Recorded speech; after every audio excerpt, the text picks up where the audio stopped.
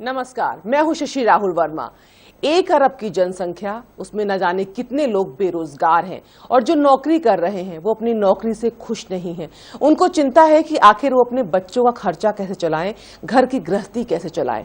दाल रोटी जुटाने के लिए 2 पैसे नहीं आ पाते। नौकरी है, नौकरी परेशान कर रही है और हम रोजगार शुरू कैसे करें, ये दिमाग में हमारी बातें नहीं आती हैं। हम सोचते हैं कि आखिर शुरुआत की जाए तो कहां से की जाए, पैसे आए तो कहां से आए। लेकिन अब आपको परेशान होने की कोई जरूरत नहीं है, क्योंकि हमारा जो ये खास कार्यक्रम है बिजनेस मास्टर, जिसमें मनोज कुमार चंद आपकी सारी समस्या का समाधान करेंगे कि किस तरह से आप रोजगार की शुरुआत कर सकते हैं, नौकरी में होते हुए भी कैसे आप रोजगार की तरफ कदम बढ़ा सकते हैं। तो ये खास कार्यक्रम सिर्फ और सिर्फ आपके लिए है। और सबसे पहले मैं स्वागत करूंगी बिजनेस मास्टर मनोज कुमार चंद का। मनोज जी, बहुत बहुत स्वागत है आपका। नमस्कार मनोज जी, बहुत समय से लोग परेशान हैं। पिछली आजादी से 67 साल हो चुके हैं, लोग खुश नहीं हैं, अपनी नौकरी से खुश नहीं है। कोई चाहता है कि मैं रोजगार करूं, लेकिन उसकी शुरुआत नहीं कर पा रहे हैं। अगर मान लीजिए किसी की सैलरी 10,000 है और वो बिजनेस शुरू करना चाहता है, तो वो किस तरह से कर सकता है? देखिए, सबसे बड़ी बात है कि बिजनेस करना यह भी एक अपने आप में आर्ट है, कला है। बिल्कुल। अब क्या है कि पूंजी एक सबसे बड़ी व्यवस्था होती है किसी भी व्यवसाय का शुरुआत करने में, जो आम लोगों के पास में नहीं हो पाता। होती है, बिल्कुल। व्यावसायिक घराने से लड़के हैं तो उनके लिए कोई दिक्कत नहीं है, भाई चलो ठीक है, उनके घर से शुरुआत हो रही है। लेकिन जो जनरल पीपुल्स हैं, जनरल लोग हैं, जनरल नौजवान हैं, उनके लिए वो दिक्कत होता है कि वो पूंजी कहाँ से जुटाएं। बगैर पूंजी का व्यवसाय करना बहुत ही मुश्किल और टफ होता है। पूंजी जुटाने का 2-3 रास्ता है। जैसे अगर आपके पास एसेट है तो आप बैंक से लोन प्राप्त कर सकते हैं। अगर आपके पास एसेट नहीं है तो बैंक लोन भी आपको नहीं देगा। घर के पैसा है, माता पिताजी से पैसा लेकर या कहीं से किसी और तरीके से पैसे का जुगाड़ करके आप व्यवसाय का शुरुआत कर सकते हैं, या किसी रिलेटिव से या किसी और लोगों से पैसे का बंदोबस्त करके कर सकते हैं। बट आपके पास अनुभव तो नहीं है। बिल्कुल। पैसा का जुगाड़ भी अगर हो जाए तो क्या गारंटी है कि वो पैसे आप निकाल पाओगे? जी। पैसे भी डूब सकते हैं। एक सबसे बड़ी समस्या हमारे समाज में, और खासकर जो भारत के नौजवान हैं, इनके पास धैर्य की कमी बहुत कमी होती है। जिस कमी की वजह से कोई भी व्यवसाय में जब जाते हैं तो टिक नहीं पाते।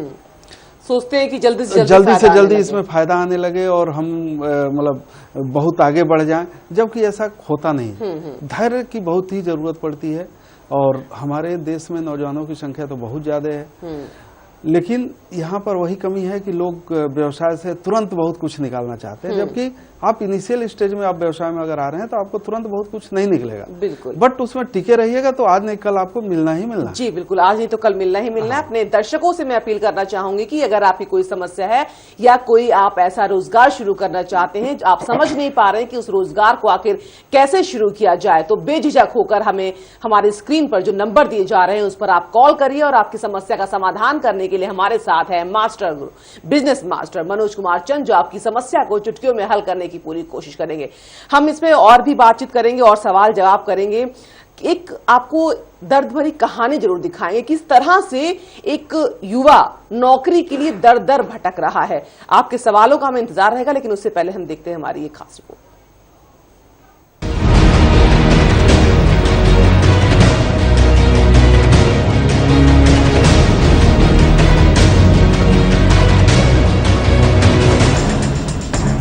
देश की राजधानी दिल्ली, दौड़ती भागती जिंदगी, वक्त कहीं पीछे ना छूट जाए, हर कदम आगे निकलने की जिद। लेकिन यहां सपने भी हैं, क्योंकि ये दिल वालों की दिल्ली है। इसी शहर का एक कोना, पता करोल बाग 22/11। इसी पते पर रहता है चुन्नीलाल शर्मा का परिवार।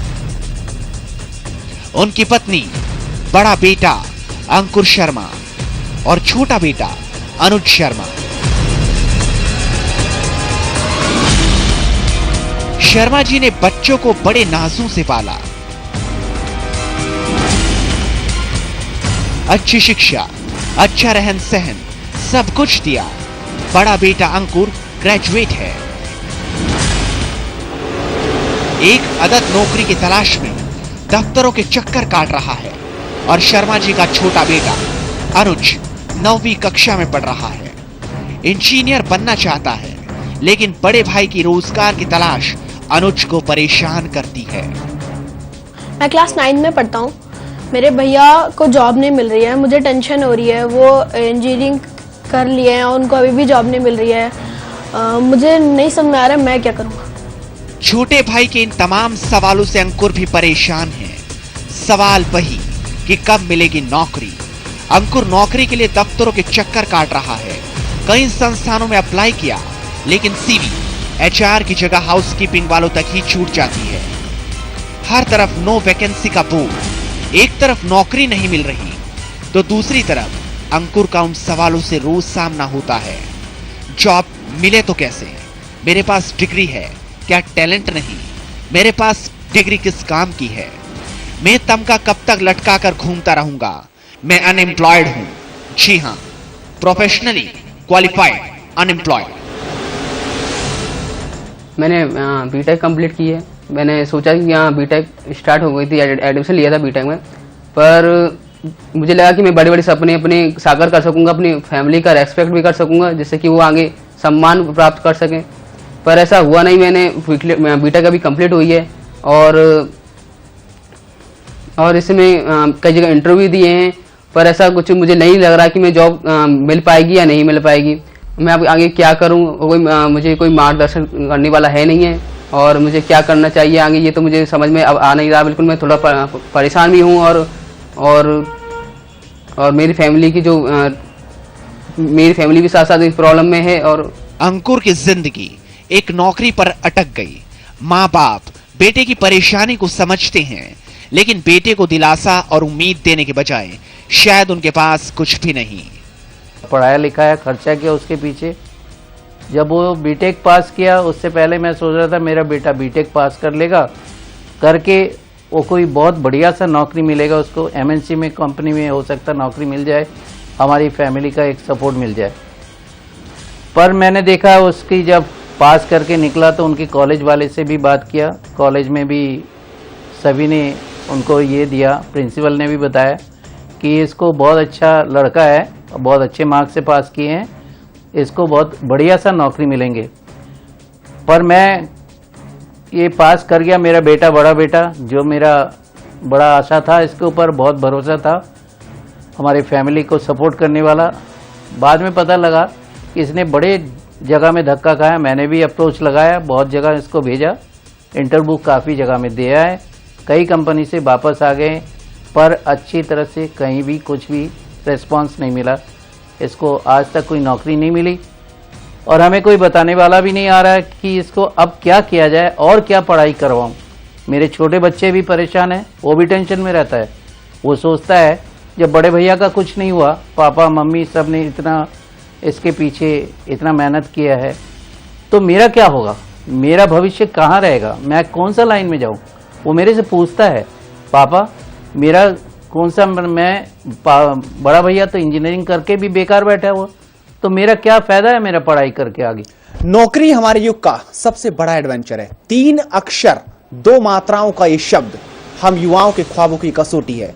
जो इस कसौटी पर खरा उतरे वो खरा, बाकी सब खोटा। जी हाँ, अंकुर का ये दर्द आज सिर्फ एक अंकुर का नहीं, देश में आज कई ऐसे अंकुर हैं जो मिशन नौकरी की तलाश में दफ्तरों के चक्कर काट रहे हैं, लेकिन हर तरफ नो वैकेंसी का बोर्ड मिलता है। ऐसे में बड़ा सवाल यह है कि अंकुर जैसे नौजवानों को आज क्या करना चाहिए। नौकरी की उम्मीद छोड़कर खुद का बिजनेस, लेकिन कैसे? तो परेशान होने की जरूरत नहीं है, आपके हर सवाल का जवाब देंगे हमारे बिजनेस मास्टर मनोज कुमार चंद जी।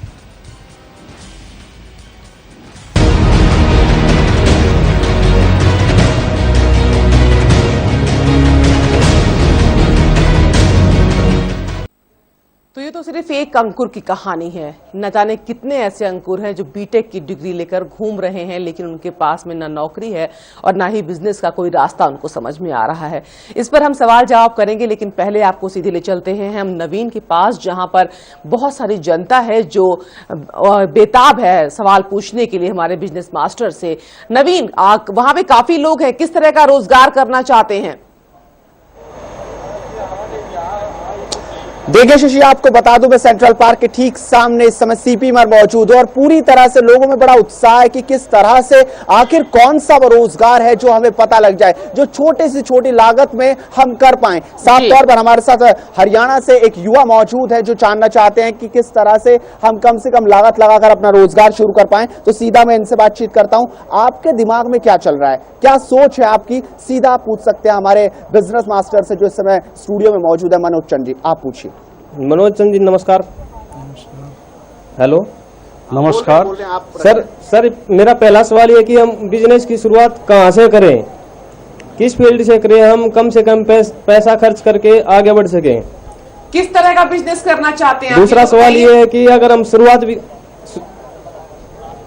वही तो जानना चाहते हैं, युवाओं के पास पढ़े लिखे युवा हैं, उनके पास पैसा भी है कुछ खर्च करने के लिए, लेकिन समस्या है कि हम शुरुआत कहाँ से करें। कितनी पूंजी है आपके पास बिजनेस शुरुआत करने के लिए? कुछ पूंजी है आपके पास? 2-4-5 लाख रुपए तक। जी चलिए, 2-4-5 लाख रुपए बताए हैं 2-4-5 लाख रुपए तक है। किस तरह का बिजनेस? सबसे बड़ी बात यह है कि 5 लाख की पूंजी होने की बात नहीं है, आप किस लाइन में इंटरेस्टेड हैं और किस लाइन की जानकारी आप रखते हैं। व्यवसाय आप वहां से चालू करें, क्योंकि पैसे आप दूसरे लाइन में अगर इन्वेस्ट कर दें और उस लाइन की जानकारी आपके पास कुछ भी नहीं है तो फिर पैसा निकालना आपके लिए मुश्किल हो जाएगा। इसलिए आप पहले वह चुनाव करें कि किस लाइन का व्यवसाय आप करना चाहते हैं और किस लाइन की पढ़ाई आपने की है, मतलब क्या चीज चाहते हैं, क्या हुनर है आपके पास।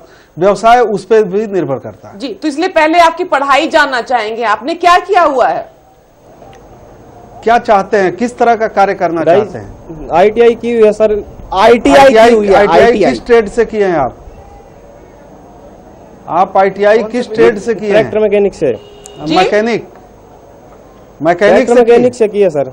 मैकेनिक जी, ट्रैक्टर मैकेनिक से। ट्रैक्टर मैकेनिक से तो आपके लिए सबसे अच्छा होगा स्पेयर पार्ट में जाएं, स्पेयर पार्ट का व्यवसाय करें जिसमें आपको सुविधा होगा। और जिस साफ तौर पे जी, स्पेयर पार्ट का अगर आप व्यवसाय करते हैं तो आपके लिए आसान होगा, क्योंकि आपने मैकेनिकल से पढ़ाई की है, वो आपके लिए काफी अच्छा होगा। आप अगर एक दुकान खोलते हैं, जरूरी नहीं कि वो दुकान हम बड़े शहर में खोलें, छोटे शहर में खोलें, रहते हैं वहां पे आप दुकान खोल सकते हैं। और आपके पास अगर 5 लाख की पूंजी है, लेकिन थोड़ा जैसे कि मनोज जी ने बताया कि थोड़ा धैर्य रखना होगा, पेशेंस रखना होगा, क्योंकि पूंजी आपको 3 तरह से इन्वेस्ट करनी पड़ेगी। एक पूंजी तो आपकी दुकान में रहेगी जी, एक पूंजी आपकी मार्केट में रहेगी और एक पूंजी आपके हाथ में होनी चाहिए।